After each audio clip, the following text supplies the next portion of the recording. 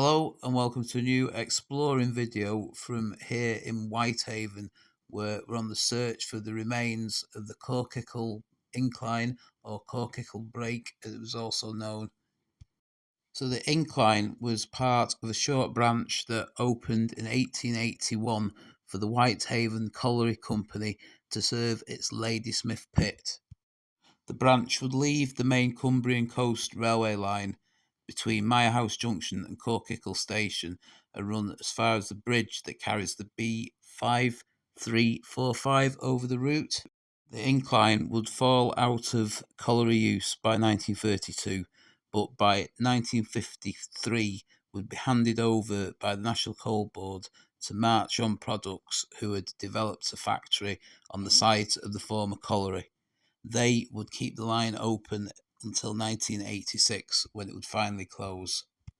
At the top of the rope-worked incline, the wagons would then be reattached to locomotives for the rest of the journey to the colliery and later the Marchon works. I currently stood on the road bridge at the base of the incline, looking towards the Cumbrian Coast main railway line, which runs just where them houses are, and looking down on the route of the short branch as it approached the incline.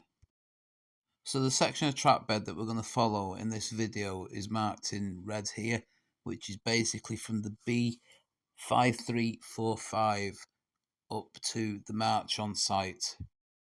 So I believe that footpath might follow the path of the old incline. So we'll go and have a look.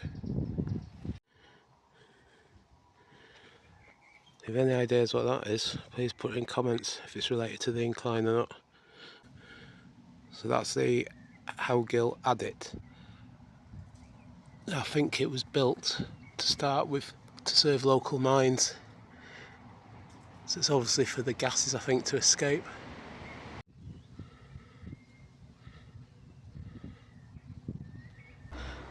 So this is the footpath that's more or less supposed to follow the path of the incline. So I don't know how far we'll get, it looks a bit overgrown.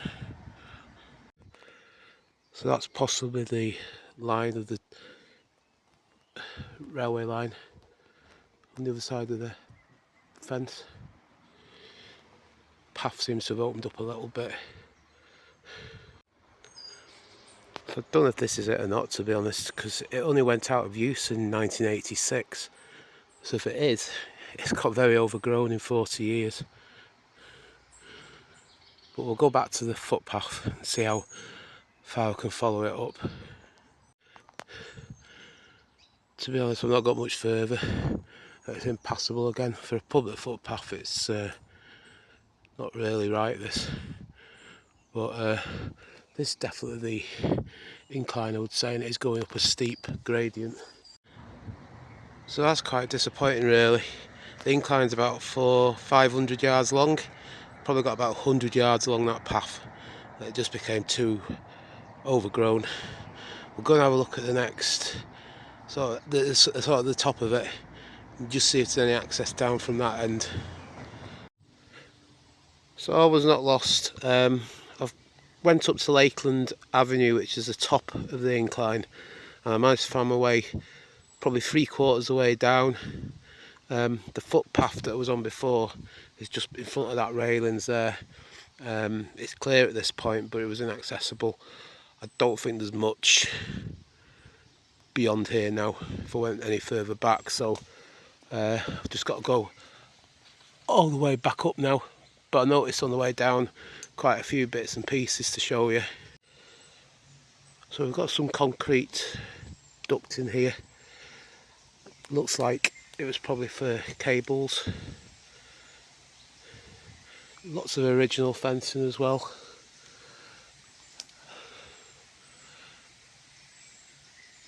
That's just looking back up now towards the top.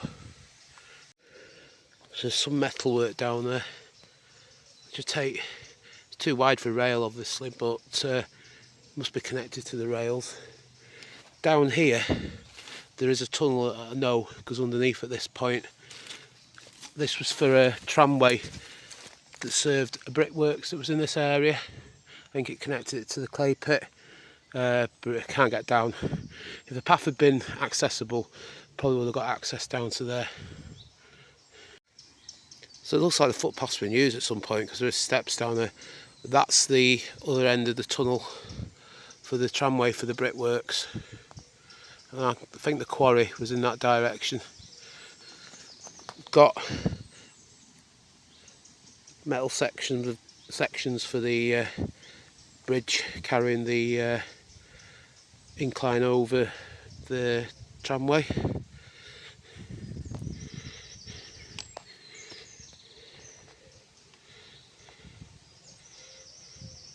And we've got bits of sleepers here as well.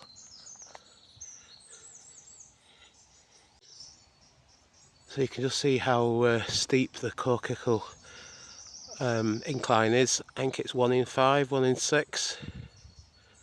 And it stretches for, I think it's 525 metres in total. There's another access showing the where the tramway was for the brickworks. We've also got ballasting appearing now as well on the footpath. Seems a bit hard to believe that this was actually working less than 40 years ago, but it was 1986 it closed. I think it went out of use in the 1930s for the coal mines, and it was started up again in the 1950s to serve another factory. I'll put the name on the screen now, and they used it up until 1986. It's just a bit weird to see a disused railway line at a 1 in 6 gradient.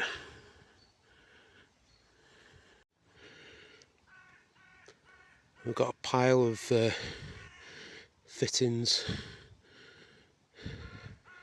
off the old tracks.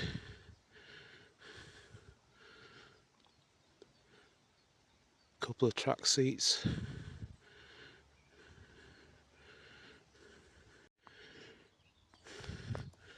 I don't know what this has been put here for, but it's old sleepers. It was some sort of hut at one point. I don't know.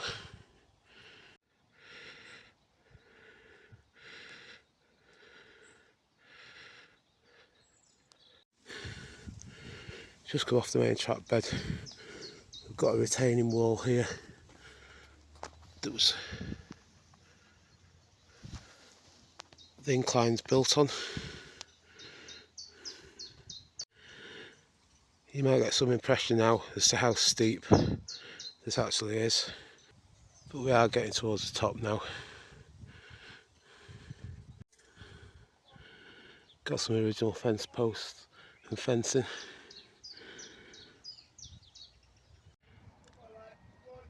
Looks like a track pin sticking out of the ground there.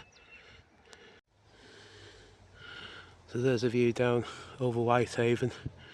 The railway line was roughly where my pole is pointing towards now, and that's where the junction was, just south of Corkickle station. I think we've reached the top of the incline now. So we've reached Lakeland Avenue crossing.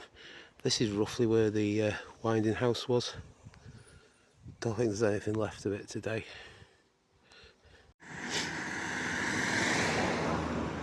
So I think that's the other end of the footpath that we should have been on.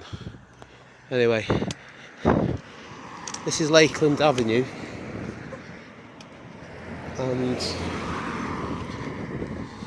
got a set of old level crossing gates here. They're in bad condition, but they've survived so far. So there's another look at the level crossing, looking towards the incline.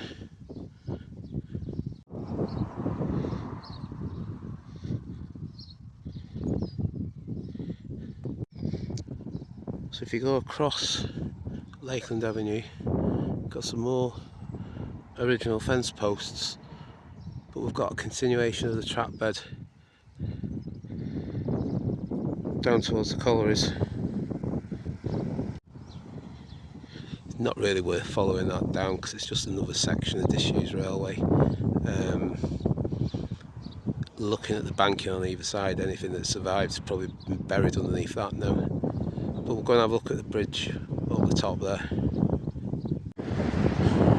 So we're on High Road now, on the bridge that we saw a minute ago. You can just see the level crossing at Lakeland Avenue down in the distance. But this is the track bed that headed off towards where the collieries were. And that's the other side. It's totally unwalkable now. The collieries were basically on the seashore, more or less. So I don't know the name of this street, but just come down the side of Seacliff Pharmacy, and this is an embankment now that the line ran across, and there is a bridge just a little bit further up. So if we just swap to this old aerial view from the 1950s, you can see the line coming in from the top right where the High Road bridge is, and you can see where it's blown up now. The line where it was in a cutting becomes an embankment, and it sort of swings round towards where the collieries and the Marchon site was. So the line follows the embankment, goes across this bridge now, and then goes into the sites where all the collieries and other, I think there was other industries in there as well.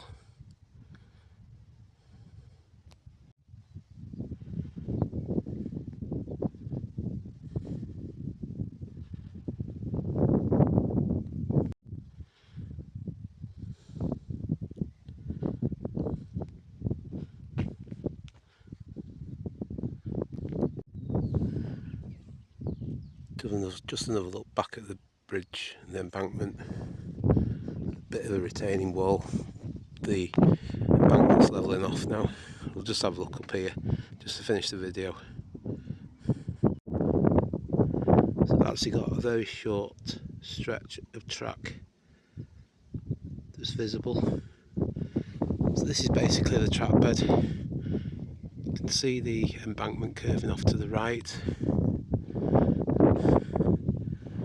And then this just went into the site of the collieries and other industrial works that are on here.